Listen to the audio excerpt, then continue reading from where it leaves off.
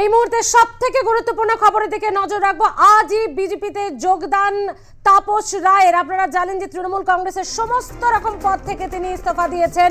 বিধায়ক পদ থেকেও তিনি অধ্যক্ষের কাছে গিয়ে একেবারে খাতায় কলমে প্রোটোকল মেনে ইস্তফা দিয়ে এসেছেন। তাই তৃণমূলের সঙ্গে তার আর কোনো সম্পর্ক নেই। তার দুদিনের মধ্যেই বিজেপিতে যোগদান বিকেল 5টায়।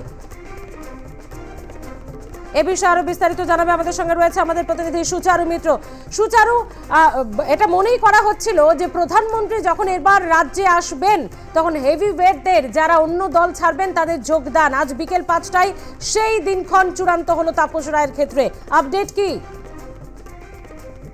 যেটা জানা যাচ্ছে যে আজকে বিকেল 5টার সময় বরাহনগরের প্রাক্তন বিধায়ক সদ্য তৃণমূলের দলত্যাগী নেতা তাপস রায় তিনি যোগদান করতে চলেছেন।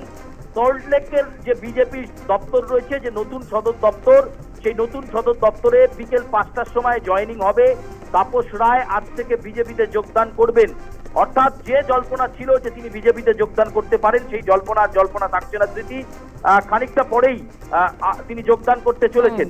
মোদির সভাতেই জল্পনা ছিল, সুকান্ত শুভেন্দু এসে সিদ্ধান্ত নেন, কারণ আগামীকাল যেহেতু অভিজিৎ গঙ্গোপাধ্যায় যোগদান করছেন তাই দুজনকে একেবারে পৃথক রাখা হলো। আজকে তাপস রায়, বরাহনগরের প্রাক্তন বিধায়ক তাপস রায় তিনি বেশ, আপাতত ধন্যবাদ সুচারু।